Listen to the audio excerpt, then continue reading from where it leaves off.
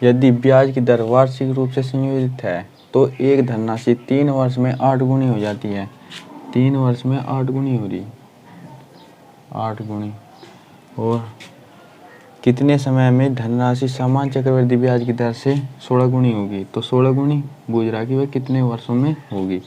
तो यदि हम 2 का तो 2 गुणा 2 दूनी 4 दूनी 8, तो 2 की घात 3 कर दे तो समान है, और 2 की घात 4 कर दे तो 16 है। ठीक है, हमें ओनली घात, हमें 4 गुणा जो ये है ये नीचे 3 गुणा कितने वर्ष, तो 3, तो 4 वर्षों में ये 16 गुनी हो जाएगी।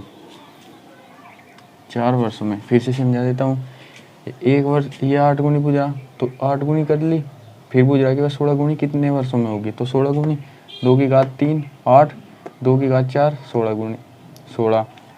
तो ये जो पहले 2 की घात 4 आई है ये शुरू में यहाँ पे, और ये डिवाइड में, और जो वर्ष आएगा वो 3 वर्ष यहाँ पे, तो 3 वर्ष से गुणा हो जाएगी और आंसर 4 वर्ष होगा। नेक्स्ट क्वेश्चन, एक बिल्डर द्वारा उधार ली गई राशि 10% वार्षिक चक्रवृद्धि ब्याज की दर से 3 वर्षों के अंत तक 99,300 रुपये की राशि को 3 बराबर किस्तों में चुकाता है, तो प्रत्येक किस्त कितनी है? तो दर को सोल्व कर लेते हैं। दर पर, तो दर हमारी 10%, तो 1/10 हमारी 10 थी और 11 हुई, और फिर हमें इसका वर्ग किया, वर्ग करना है तो 100 121, फिर घन किया, 3 वर्ष है तो घन किया गया तो 1331। अब हमें प्रत्येक किस्त हमारी 1331 की है, तो हमें किस्त का मान, तो इसे किस से मल्टीप्लाई करेगी 1331 हो जाए 11 से, तो इसे 121 से करनी होगी। जितनी इसमें गुणा करेंगे इतनी ही इसमें करेंगे, तो 121 की इसमें और 11 की इसमें, तो टोटल है गुणा की तो 1210, इसमें गुणा की 1100 और 1000 ये, तो 0 1 3 और 3, ये हमारी किस्त का मान 1310 और धन हमारा 3310 हुआ। तो हमसे पूछ रहा है कि प्रत्येक किस्त कितनी होगी, तो हमारा धन कितना है 99,300 और हमारी 3310 गुणा किस्त कितनी होगी, हमसे पूछ रहा है कि प्रत्येक किस्त कितनी है, तो 1331, तो इसे 3 से डिवाइड किया तो 3 आया, तो गुणा कर लेते हैं। 3 एकम 3, 3 तिया 9 और 3 तिया 9 और 3 एकम 3, तो 3993 हमारी प्रत्येक किस्त का मान होगा। हेलो फ्रेंड्स, सेकेंड टाइप किस्त का, एक व्यक्ति 43,200 रुपये का नगद भुगतान तथा 2 अन्य उतनी ही धनराशि वार्षिक किस्त अगले 3 वर्षों में देने के वायदे के साथ एक स्कूटर खरीद लिया। स्कूटर खरीद सकता है, मकान खरीद सकता है, कुछ भी खरीद सकता है। यदि ब्याज की वार्षिक दर से 20%, जबकि ब्याज वार्षिक रूप से संयोजित है, तो नगद भुगतान का मूल्य, मतलब नगद भुगतान कितना किया होगा। तो चलते हैं 20%, दर को सोल्व कर लेते हैं। तो 20%,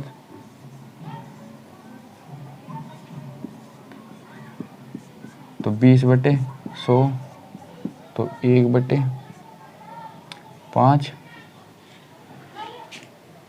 20%, 20 पंजे 100, तो 5%, तो 5 थी हमारे पास, 6 हुई, और इसका वर्ग किया 25 और 6 चंग 36। यदि 2 वर्ष होता तो यहाँ से यहाँ आते, यहाँ लोग कहीं छोड़ते और फिर गुणा कर देते, समान किस्त करते। ठीक है, अब 6 का घन 216 और 125, हमें 216 हमारी किस्त और इसे 216 करने के लिए 6 से गुणा, और इसे 16 करने के लिए 36 से गुणा। ठीक है, इसमें भी 6 से गुणा, जितनी इसमें होगी जितनी इसमें होगी इतनी इसमें होगी, इतनी इसमें होगी तो इतनी ही इसमें होगी, तो 6 से गुणा। अब 36 की गुणा 5 में करेंगे तो 6 पंजे 30 हासिल 3 और 5 ते 15 और 3 18, 180 रुपये, 180 सेकंड। 6 पंजे 30 हासिल 3, 6 दूनी 12 और 3 15, तो 150 और ये 125। ऐड कर लेते हैं 5 8 और 5 13, 13 और 2 15 और 1 2 3 और 1 4, 455। और ये हमारी प्रत्येक किस्त का मान 216। तो हमें पता पूछ रहा है कि वो नगद भुगतान कितना किया होगा। तो हमें पता है कि 4000 वो 43,200 रुपये उसने नगद भुगतान किए। तो काट लेते हैं 216 गुणा 455, तो दुगनी बार इससे 455 तो 91 और 2 में क्लास 4।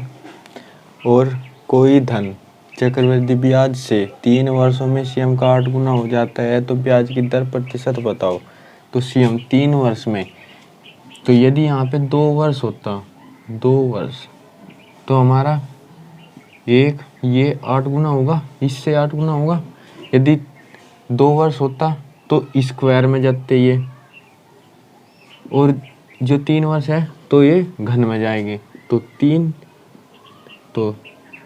3 का घन, तो और इसका 2। ठीक है, अब पूछ रहा है कि हमसे ब्याज की दर प्रतिशत क्या होगी।